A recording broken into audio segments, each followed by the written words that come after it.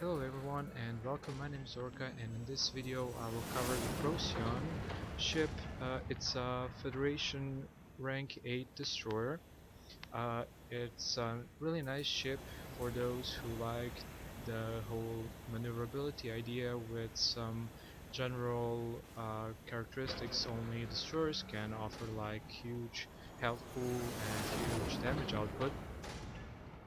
So let's go over the build real quick.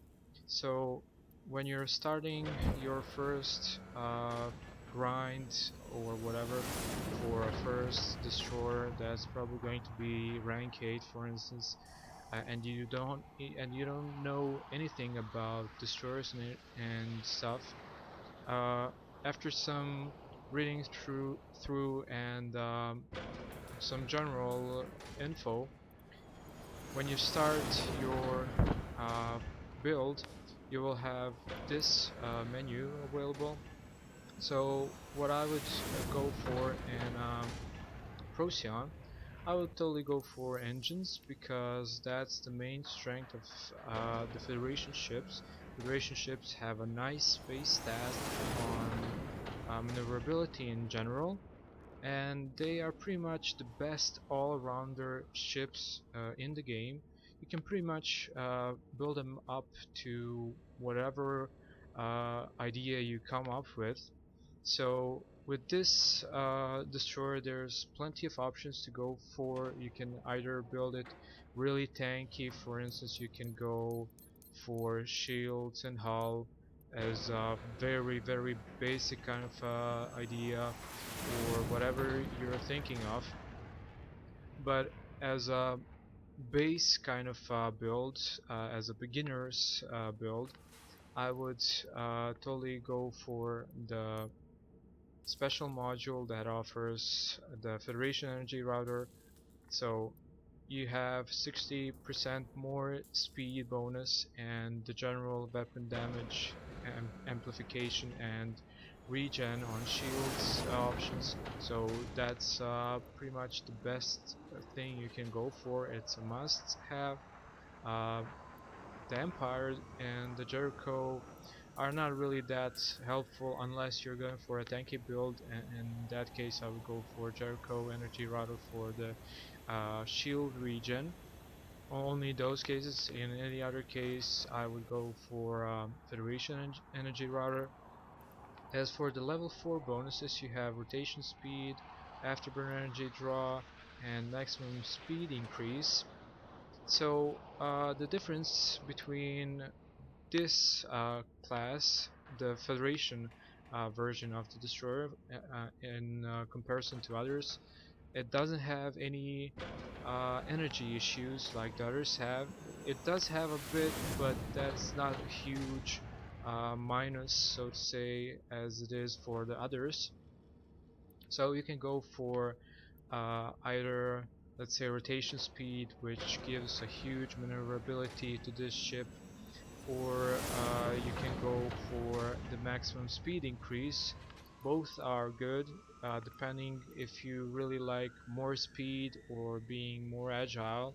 I would go for rotation speed, because you'll never have enough maneuverability with the relationship. It's just a drug you get addicted to real fast.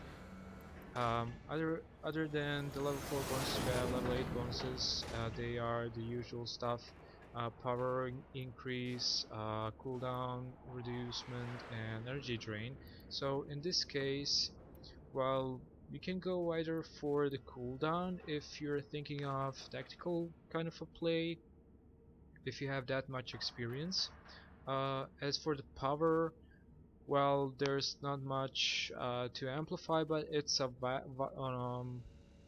valuable option as well.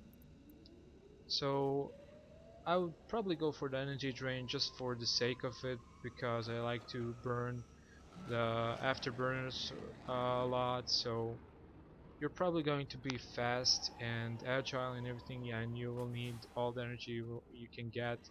And with this option, you will have probably as much energy as you will ever need. So I would go for this option. Also, if you don't want this option, if you're going for a tanky option, I would totally support the idea of power increase. But for the time being, let's stick with the level 8 bonus uh, for the energy reducement.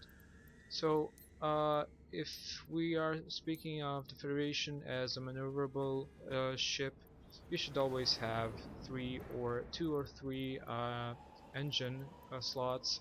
I would go for three just for the sake of showcase of how good it is to have that much maneuverability and speed and everything with this kind of a class.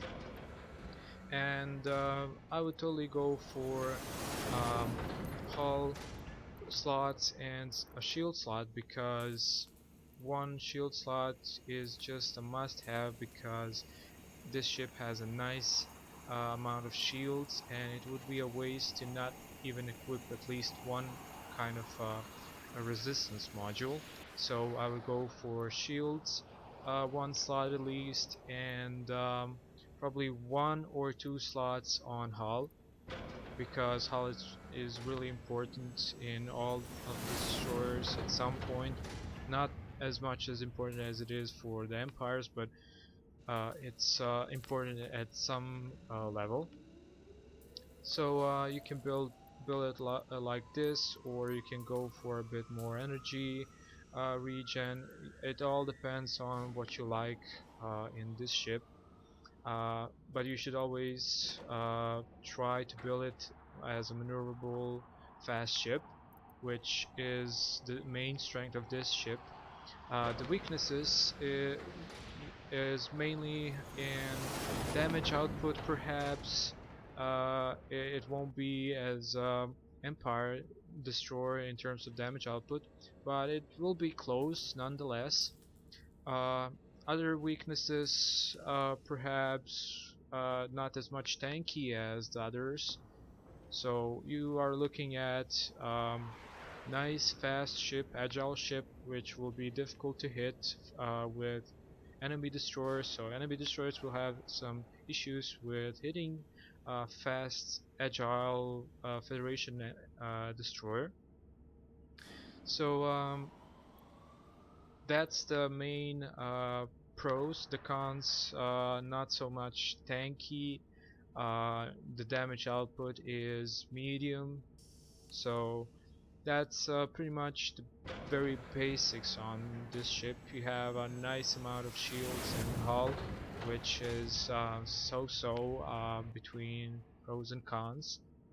So either way, you can do it like this as a must-have if you're going for speed, or if you're going for tankiness, it should be like this, and focusing perhaps long range, because being tanky is tricky thing to do, because you will be slow, and you will in most cases have some issues evading enemies. So building up a bit range perhaps be the best thing to do.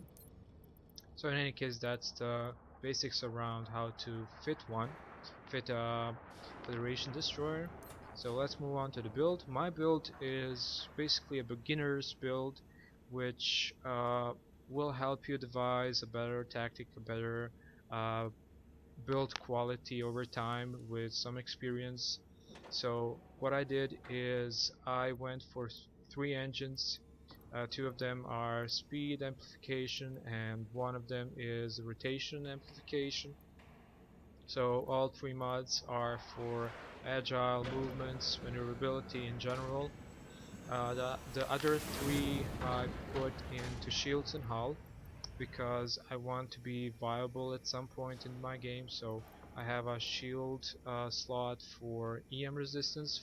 So I have a nice resistances on my shields, so I can rely on them in most cases. As for the hull, I chose the thermal insulator and the reactive armor, so I can have a really high resistances with a bit of volume mixed together in a nice package of highly uh, highly tanky kind of build, given how much I invested in speed. As usual, I go for Meson cannon, but you can go for coils or halo, whatever floats your boat. The weapon of choice on a Procyon is not that important. Whatever weapon you choose is going to be a nice weapon.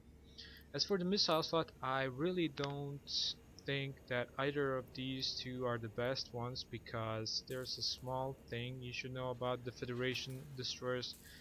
Instead of just two static barriers, shields, or two heavy repair drones, you will have three with this ship. So if you choose three static shields option, you will probably have a nice time playing this ship, because you will be protected at all times. You will have shields all over the place, protecting you from all sorts of damage. Maybe not explosive damage, but still most of the damage. But I mostly play the heavy repair drones because I go in and out in a tactical kind of a way, surgical kind of a strikes on the enemy team. So I repair pretty fast with heavy repair drones. So I'm always ready to go back into action. And with the special module, I can regenerate my shields real fast together with the hull on the heavy drones. So it's a nice combination to always repair yourself real fast and go back into the action and into the match, killing players and stuff. So it's a highly tactical ship, and you should be able to think about your decision making a lot in this ship. So it's a nice training, so to say, when you're going to get into higher ranks, higher tiers of play. In those cases, you will need a heavy knowledge about decision making, what's the right move, what's the wrong move, and such. As for the modules, I have no complaint at all. You have two modules up and two down. You are covered on each side equally, so it depends on whatever you like. As usual, I go two heavy hitters on each side, so Pyro on the top, Tempest on the bottom. So those are my aggressive modules, so to say. Uh, the nice thing is, as long as my nose is pointed at some point at my enemy, or the sides just precisely pointed at my enemy, I can uh, use both of these heavy hitters to deal maximum damage as possible. So it's really good. As for the other options, I have the multi-phase shield on my 2 button, because it's the closest one to W on my keyboard. So I can trigger it all the time. You have 34 seconds of recharge on this ship, on this module, pardon me.